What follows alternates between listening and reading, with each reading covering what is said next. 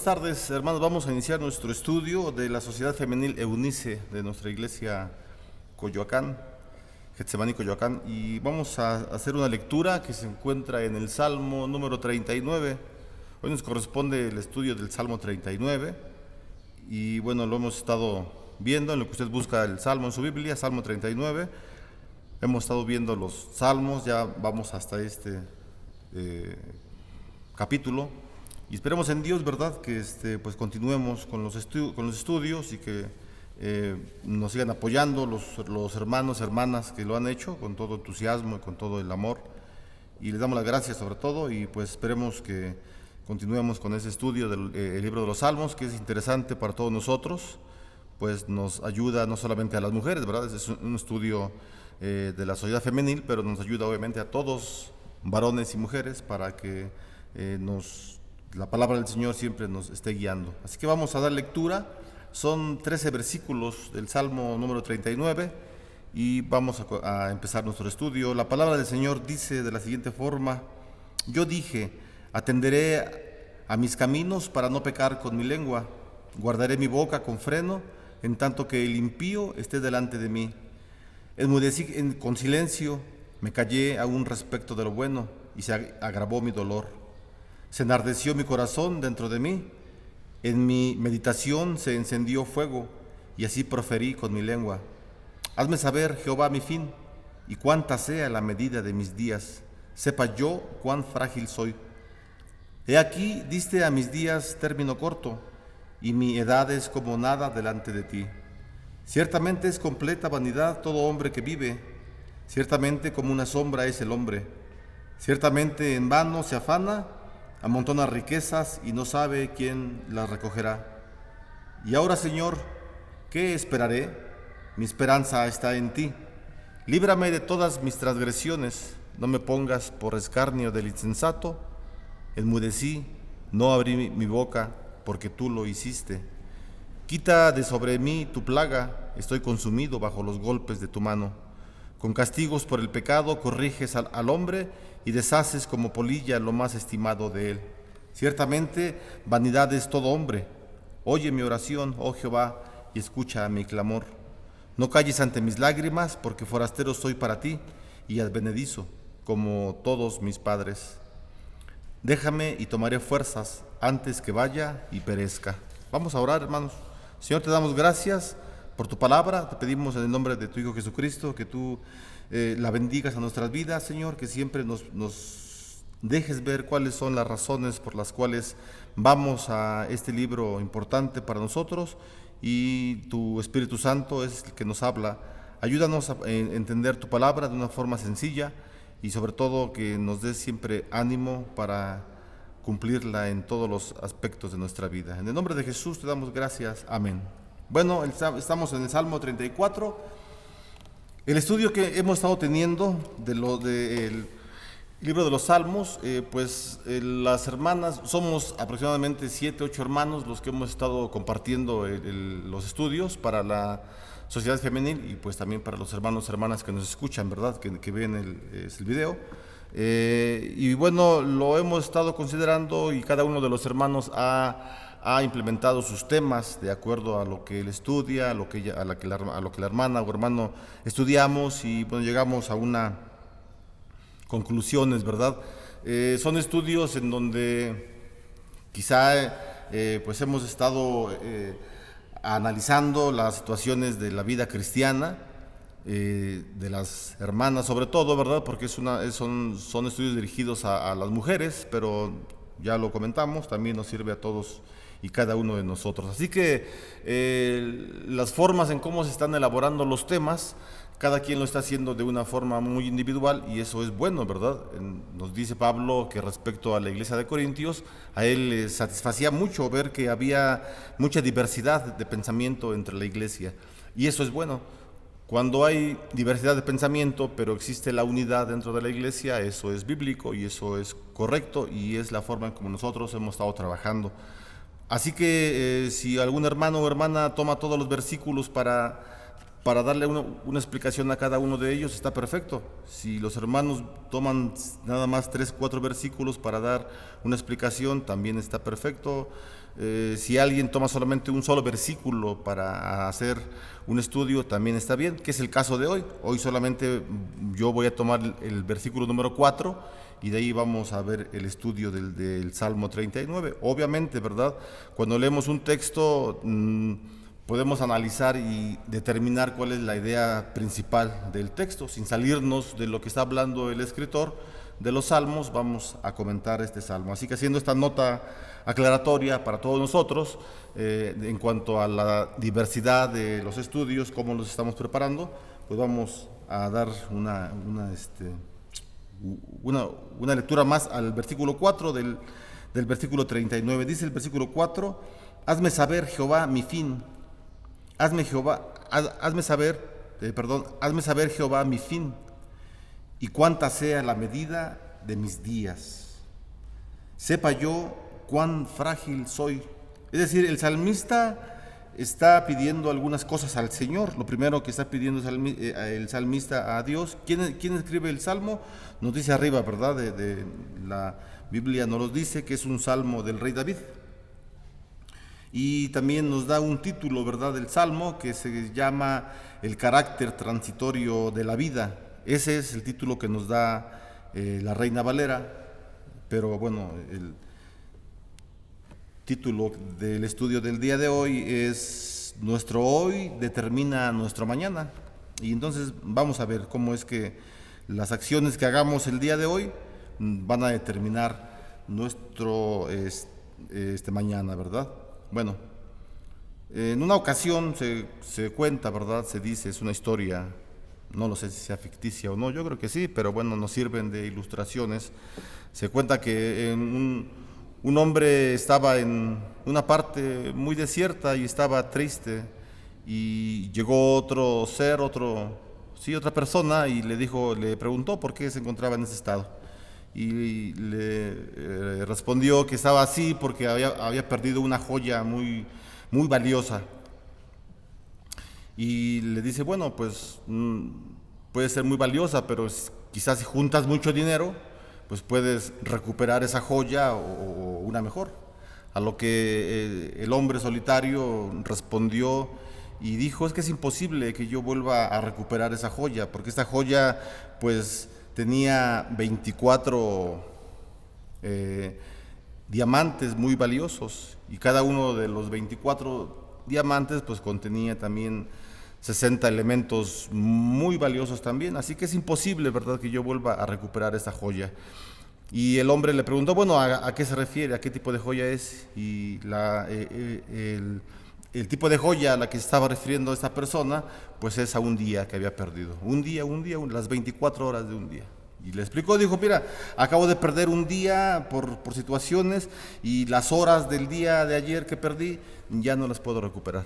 O sea, es tiempo que ya no está en mis manos, es un tiempo en donde solamente pertenece a Dios el pasado. Ya no pertenece a nosotros, pertenece al ayer. El futuro también está en manos del Señor, y lo único que nos queda es el hoy. Así que por perder un día sin aprovechar oportunidades, sin hacer lo que tenemos que hacer en todos los ámbitos de nuestra vida, no solamente en los religiosos, sino en todos los ámbitos, perder un día pues significa algo importante para nosotros. Si lo perdemos y no aprovechamos las cosas, entonces pues el día que queramos recuperar ese día, no va a haber jamás otra oportunidad. Por eso el título es Nuestro hoy determina nuestro mañana, nuestro futuro.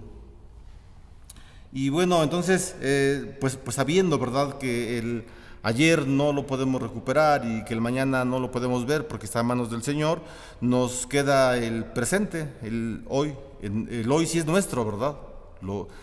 Podemos hacer lo que nosotros deseemos hacer.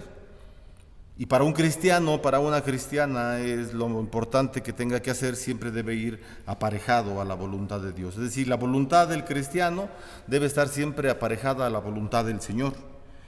porque la vida pues es frágil, la vida es muy temporal, hermanos. Así que la forma de cómo estemos viviendo nuestro hoy, la manera en cómo estemos viviendo el presente, va a determinar siempre nuestro mañana, siempre. Y para asegurar un buen futuro, debemos tener en cuenta dos verdades importantes. Y sobre estas dos verdades importantes es lo que vamos a analizar en el estudio del día de hoy. Vuelvo a repetir, basados en el versículo número 4, que dice, lo voy a leer otra vez: hazme saber, Jehová, mi fin, y cuánta sea la medida de mis días, sepa yo cuán frágil soy. Entonces ya dijimos, ¿verdad?, que en base a esto tenemos que considerar dos verdades importantes, dos verdades muy importantes, para que vivamos nosotros nuestro hoy, y el vivir nuestro hoy determine de una forma correcta nuestro futuro, el mañana. Y las dos ideas son: la primera es la vida comparada con la eternidad es extremadamente breve. La vida comparada con la eternidad es extremadamente breve. Y la segunda idea es: solo hay dos lugares para pasar la eternidad. Y bueno, lo sabemos, ¿verdad? Al escuchar las ideas, sabemos a lo que nos vamos a referir. Dice el salmista en la primera idea, que nos dice que la vida comparada con la eternidad es extremadamente breve. El salmista menciona, ¿verdad?, que la vida del hombre es como la hierba del campo. En la mañana florece y crece, y a la tarde es cortada y se seca. Así que la persona, el ser humano, cuando sabe estas verdades eternas y universales, entonces puede descansar tranquilo en las manos del Señor. Y también pues saber que solamente hay dos lugares para que pasemos la eternidad. Bueno, veamos en qué consiste cada una de las ideas, en cada uno de los dos puntos. El primero es: la vida comparada con la eternidad es extremadamente breve. En el libro de Job, usted puede ir al libro de Job, en el capítulo número 8, versículo 9. Vamos a leer lo que dice Job 8. Yo lo tengo aquí en mis apuntes, pero bueno, vamos a buscarlo. Job capítulo 8, versículo número 9. Dice, pues nosotros somos de ayer y nada sabemos, siendo nuestros días sobre la tierra como sombra. Entonces, viendo este pensamiento del libro de Job, podemos entender que la vida solo es un preámbulo de la vida venidera. En la Escritura, en la Biblia, encontramos estas verdades, que la vida es temporal. Ya lo mencionamos en el Salmo número Salmo 90, en donde la vida del hombre se compara como una flor que está en su mero esplendor en la mañana y en la tarde ya está seca. Y sabemos, ¿verdad?, que la vida es temporal, es un preámbulo de una vida venidera y que es eterna. Que eso tiene relación, ¿verdad?, con la segunda idea, que es dónde pasaremos la vida eterna. Dios nos ha creado, hermanos, como seres humanos. Dios nos ha creado como seres humanos pensantes, pero nos ha creado. Hemos tenido un inicio nosotros como personas, pero muchos de nosotros tendremos la eternidad. La iglesia tendrá la eternidad. Todos aquellos que creen en Jesús como su Señor y Salvador, entonces encontrarán esta eternidad. Y bueno, entonces Dios nos ha creado, ¿verdad?, para ser eternos, para ser eternos. Y qué paradójico que a través de la muerte pasemos a ser, pues, eternamente vivos con el Señor. La muerte es el puente, ¿verdad? Es lo que transmite de la vida presente hacia la eternidad. La muerte. Entonces, la muerte no debe temer al cristiano. La muerte en la vida del hombre, cuando no tiene al Señor, es una tragedia, es una calamidad. Estoy hablando no de muertes de familiares, sino la muerte propia. La muerte propia. Y entonces una persona, una mujer, un hombre que está en las manos de Dios, que conoce la Biblia, que sabe exactamente qué es lo que Dios quiere para su vida, está seguro que cuando él muera estará en la presencia del Señor. Así que la muerte al cristiano no debe de afectarle, la muerte personal.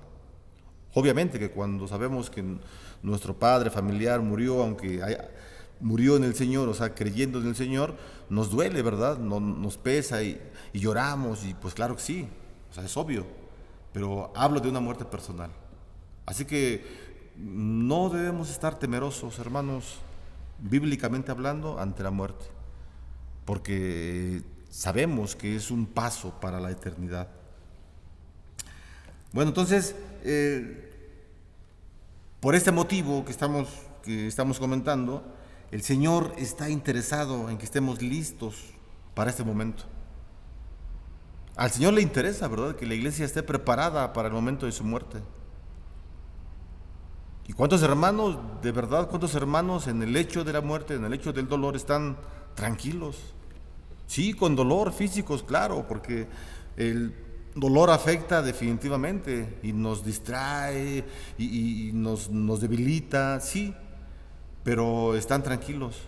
Muchos hermanos que saben esta verdad, estando allá a un paso de la muerte, sabiendo que les queda poco tiempo de vida, están confiados en su Señor. Están confiados en Él porque Dios sabe, ¿verdad? Nos ha dado a nosotros el entendimiento que la eternidad la tenemos por delante nosotros como cristianos. Y así que todo lo que planeemos, hermanos, todo lo que hagamos, todo lo que pensemos, debemos pasarlo por el filtro, ¿verdad?, de saber que la vida que estamos viviendo solamente es pasajera. Así que, bueno, aquí nos hacemos una pregunta, ¿verdad? ¿Cómo debemos establecer nuestras prioridades entonces? ¿Qué aspectos debemos tomar en cuenta para aprovechar esta vida corta? Otra vez, ¿qué aspectos debemos tomar en cuenta para aprovechar esta vida corta? Ya sabemos que la vida es corta, ya lo sabemos. 80 años, dice el salmista, que aún con los 80 años las personas ya están cansadas. Bueno, la vida es corta. ¿Qué aspectos tenemos que tomar para que vivamos esta vida así como es corta? Si la palabra dice que 80 años, que son no muchos, a mí se me hacen muchos, la verdad. Pero, o sea, digo, y anhelaría llegar a los 80, ¿verdad? Claro que sí, definitivamente. Pero, ¿qué es lo que tenemos que hacer? ¿Qué aspectos debemos tener en cuenta para que aprovechemos esta vida no tan larga bíblicamente? El rey Salomón, nos dice, ¿verdad?, que lo importante es acordarse de Dios siempre, siempre desde la misma juventud. Eso es una recomendación que da uno de los hombres más sabios que ha habido en toda la historia del hombre. Uno de los hombres más sabios.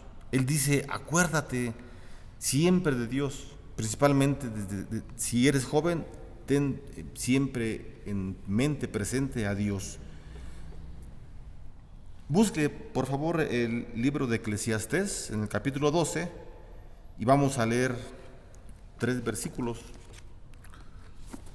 Libro de Eclesiastés en el capítulo número 12.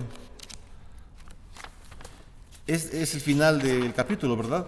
Y esta parte del rey Salomón, cuando escribe el capítulo número 12 de su libro, bueno, él lo escribe ya cuando pasó una vida de derroche, una vida de extremos, una vida de vicios, una vida de lujuria, de un hombre que tuvo casi 1000 mujeres, etcétera, etcétera. Eso lo encontramos. El libro de Job, así muy rápidamente, se divide en 12 capítulos. Los primeros 8 capítulos del libro de Job, del libro de Eclesiastés, vamos a leer el libro de Eclesiastés. El libro de Eclesiastés, vuelvo a repetir, 12 capítulos. De los 12, del 1 al 8, nos describe los pensamientos de la vida del rey Salomón cuando era joven, cuando estaba en el desorden, pues. Y los siguientes capítulos, del 9 al 12, nos hablan ya los pensamientos de un hombre ya maduro, de un hombre que se volvió al Señor nuevamente. Podemos pensar eso porque él termina el libro con pensamientos muy diferentes a como los muestra en el inicio. Por ejemplo, dice en el capítulo 8, todo es vanidad, ¿de qué sirve la vida? Sale el sol por el mismo lado, se pone por el mismo, la gente se levanta a trabajar, siempre hace lo mismo, vanidad, vanidad. ¿De qué sirve la vida? No sirve de nada. Se muestra el pensamiento de un hombre frustrado, con problemas, con pecado, etcétera. Los siguientes capítulos, los últimos 3 capítulos, nos muestran a un hombre ya íntegro, sabio, inteligente, ¿verdad? Que pasó todos los problemas de su juventud y ahora es un hombre sabio, un hombre íntegro. Y aquí es importante, ¿verdad? No estamos diciendo que todos los jóvenes sean tontos, sean inexpertos, pero la sabiduría, la palabra no los dice, la sabiduría se ven en las canas, ¿verdad? Es decir, en los ancianos, y yo digo ancianos con todo respeto, ¿verdad?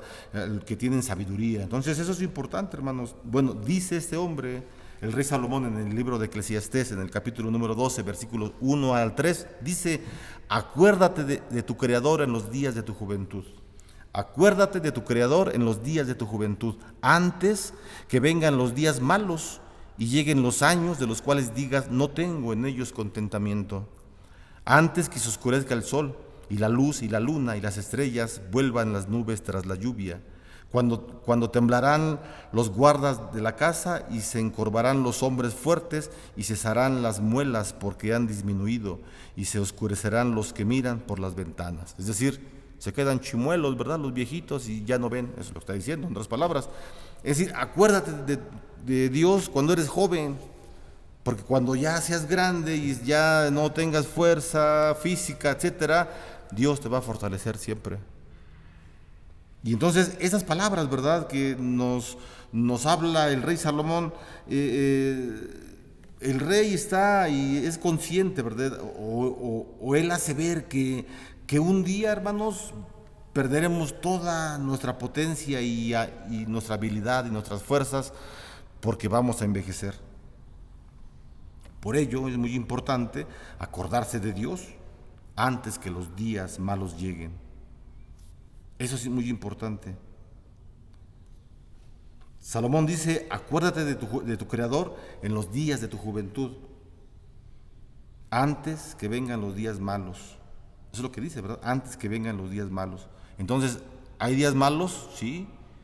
No todos los días son buenos en el sentido de cómo nos va, ¿verdad? Claro, todos los días son bendecidos, claro que sí, claro, porque Dios los hizo. Pero para nosotros no siempre nos va bien.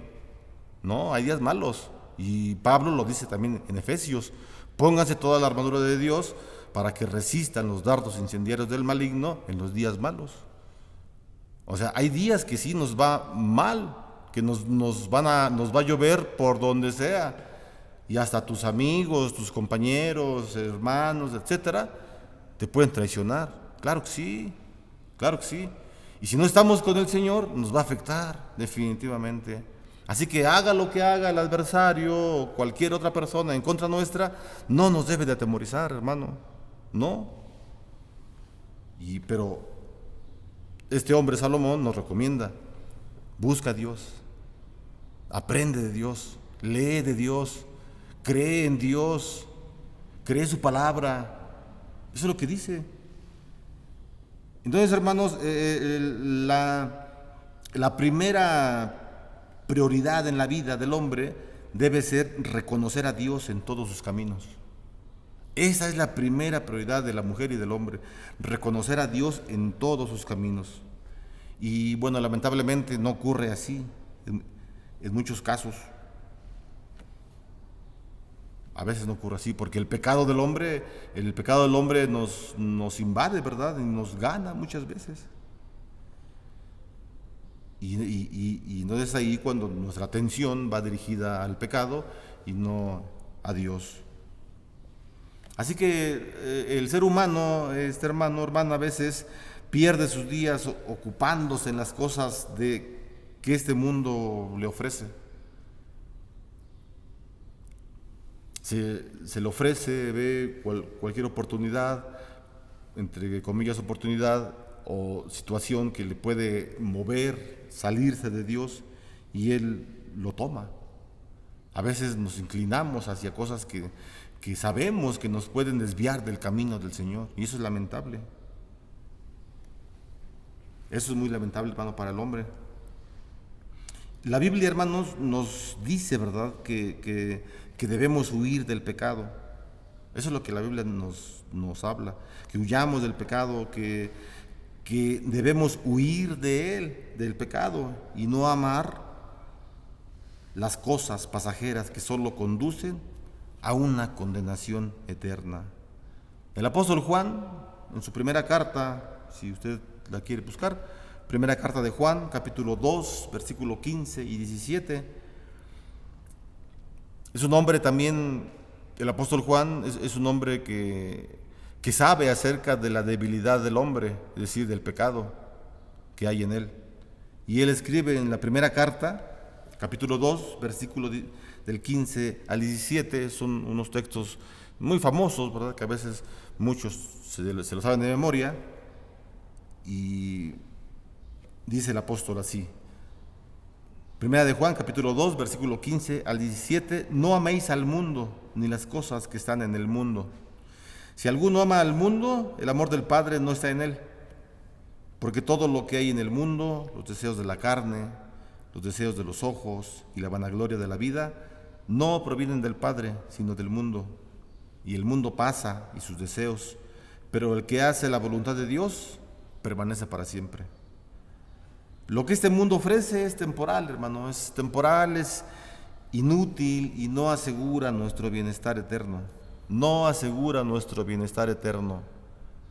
Estamos viendo los jueves, ¿verdad?, en el libro de Job, los discursos de Job y de sus amigos, y en el cuarto discurso de Eliú le dice a Job: ¿acaso tu riqueza te va a sostener cuando estés débil?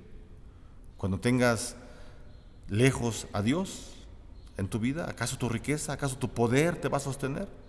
El poder que tienes en tu trabajo, el poder que tienes en tu colonia, el poder que tienes en tu familia, ese poder te va a sostener si estás alejado de Dios. No, de nada te va a servir tu riqueza ni tu poder. Te sirve en tu empresa, ¿verdad?, en el trabajo, en la secretaría en donde laboras, en la colonia, etcétera.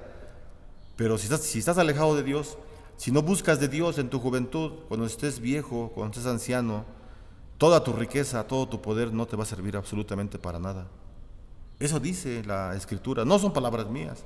Estamos estudiando el libro de Job y eso es lo que hemos estado viendo. Así que es muy importante, ¿verdad?, que nosotros como cristianos, ¿verdad?, estemos pues muy interesados, hermanos, en saber lo que Juan ya nos dijo, ¿verdad?, que no amemos el mundo. Juan no está diciendo no amen las ciudades, váyanse a las sierras allá solos, vivan solos en las sierras ahí, aléjense de todo el ser humano. No, eso tampoco está diciendo.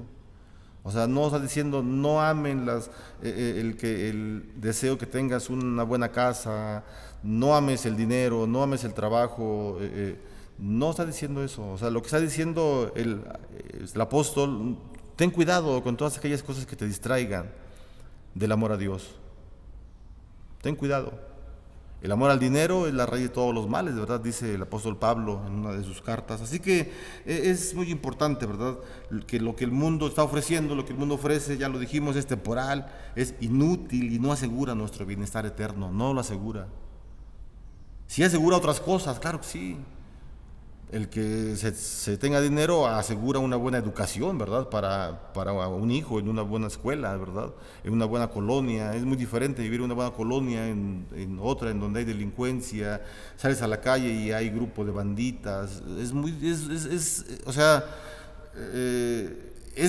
bueno el dinero, sí, pero no para que asegure la vida eterna. Eso es lo que está diciendo el apóstol. Y son preguntas que nosotros tenemos que hacernos, ¿verdad? ¿Cuántos estamos reconociendo a Dios en nuestros caminos? ¿Cuántos? ¿O estamos viviendo para nuestros deseos que son en contra de la voluntad de Dios? A veces hay deseos en nuestra vida, hermanos, que no son de acuerdo a la voluntad de Dios. Y algunas veces, lamentablemente, a veces caemos en esos deseos y hacemos los deseos. Me estoy refiriendo a cualquier tipo de deseo que no sea la voluntad del Señor. Es muy importante que sepamos cuál es la voluntad de Dios para nuestra vida. Pablo lo responde, ¿verdad? En el capítulo 12, para que sepamos cuál es la voluntad de Dios, que es buena, agradable y perfecta para mí. Es muy sencillo. Quiero saber cuál es esa buena voluntad para mí, de Dios. Cambia tu vida. No te amoldes a las costumbres del día de hoy. Eso es lo que dice Pablo. No os conforméis a este siglo, dice el capítulo 12 de Romanos. No os conforméis a este siglo, sino sean transformados por medio de la renovación de su entendimiento. Cuando dice no os conforméis a este siglo, dice no se amolden a las costumbres de esta moda actual, de este mundo actual. Eso es lo que dice. Entonces, si yo amo al mundo, lo que dice Juan también, o sea, la Biblia se compagina. Si yo hago lo que Juan dice, yo amo al mundo, etcétera, no voy a saber cuál es la voluntad de Dios. Voy a creer, ¿verdad? Voy a pensar que la voluntad de Dios es tal o cual cosa. Voy a creer que Dios quiere que esté trabajando en un lugar que a lo mejor ni es la voluntad de Dios, pero es tanta mi terquedad, mi mente obsesiva por lograr ese objetivo, que hago lo que sea. Y eso está mal. Eso está mal. No ames al mundo ni las cosas del mundo. Ama a Dios. Ama a Dios, a Él búscalo. Busca a Dios. Eso es muy importante. Entonces eso es lo que está diciendo, ¿verdad? Estamos en la primera idea. Vamos a terminar. La primera idea ya lo mencionamos, voy a volver a repetir, que es la vida comparada con la eternidad es extremadamente breve. La vida comparada con la eternidad es breve. Y la idea número 2, con esa terminamos, nos dice, ¿verdad? Esa idea que solo hay 2 lugares para pasar la eternidad. En Juan capítulo 5, versículo 24 al 25, dice: de cierto os digo, el que oye mi palabra y cree al que me envió, tiene vida eterna y no vendrá a condenación, mas ha pasado de muerte a vida. El Señor Jesús, ¿verdad?, deja claro que solo hay 2 destinos en la vida. Lucas capítulo 16, no lo vamos a leer, habla de la parábola, ¿verdad?, de Lázaro y la persona pobre que se acerca a él, y que hay solamente dos lugares para que ahí pasemos la eternidad: heredar la vida eterna o la condenación eterna. Solamente, no hay otro lugar, no existe limbo. ¿Quién sabe quién inventó esa idea del limbo? Bueno, fueron los católicos, ¿verdad? Los católicos romanos. No sé ni por qué lo inventaron. Bueno, en la ignorancia, sí sé por qué. En la ignorancia inventan cosas que no existen. Un papa dice: el limbo es un estado intermedio entre el cielo y entre el infierno. Ahí están purgando bueno, el limbo y el purgatorio, ¿verdad? El limbo es para los niños, el purgatorio para los adultos. Ahí están pasando un tiempo para que pasen al cielo o al infierno. Esas son tonterías, eso no lo dice la Biblia en ningún lugar. No le haga caso. Si usted escucha a un padrecito decir esas cosas, no le haga caso, eso no es bíblico. Es una imaginación de un padre, de un hombre ahí en la Edad Media, en donde hubo oscurantismo, tinieblas de ciencia, tecnología, religiosidad, teología. No hubo avance en la Edad Media, y en esa época de la Edad Media viene este papa y inventa esta doctrina. 1000 años después, siglos después, no 1000 años, siglos después, aparece otro papa y dice: el limbo no es cierto, no es falso, etcétera. Entonces cancela el limbo. Entonces, ¿a quién le creemos? No dicen los católicos romanos que el papa es la voz de Dios. Uno se equivocó, uno de los dos. Entonces, son doctrinas que no debemos de escuchar. Únicamente hay dos lugares. La palabra del Señor ya nos lo está diciendo, Jesús lo dice, ¿verdad? Él está aclarando que solo hay 2 destinos en la eternidad para la humanidad: heredar la eternidad, la vida con Jesús, o estar en el infierno. Solamente. No hay otro camino, ¿verdad? Si usted no cree esto, pues se puede hacer marxista, ¿verdad? Donde dice la materia muere, o sea, el cuerpo muere, muere también el espíritu. Sí creen en el espíritu los marxistas, pero creen que muere junto con la materia. Y pues ya no hay problema, ¿no? Ya lo que tú quieras, no hay problema. Es el infierno, aquí estás viviendo, etcétera. No, la Biblia es muy radical y la Biblia es la palabra del Señor. Entonces, hermanos, los que no conocen a Jesús, los que no conocieron al Señor Jesucristo en su vida, pues va a haber gran lamentación, obviamente, ¿verdad? Pero será demasiado tarde para arrepentirse. El arrepentimiento es aquí, en esta vida. El arrepentimiento es aquí. Las misas para los difuntos no sirven absolutamente de nada. Usted puede hacer 20 misas a un difunto que las haga el Papa Francisco y no mueve ni un centímetro a la persona, al alma a quien le están orando. No lo mueven nada. Se queda donde está, en el cielo o en el infierno. No sale de ahí. Así que no estoy siendo radical, ni mucho menos, pero eso es lo que la palabra del Señor está diciendo. Y es muy importante entonces para nosotros, hermanos, pues conocer estas verdades, ¿verdad? Entonces, el Señor Jesús, hermanos, nos ofrece la vida eterna y escapar de la condenación. Y Él nos dice, de cierto os digo, el que oye mi palabra y cree al que me envió, tiene vida eterna y no vendrá condenación, mas ha pasado de muerte a vida. Entonces, debemos elegir bien en este tiempo lo que deseamos nosotros. Vamos a terminar, hermanos, diciendo que nuestro hoy, ya lo dijimos al inicio, determina nuestro mañana.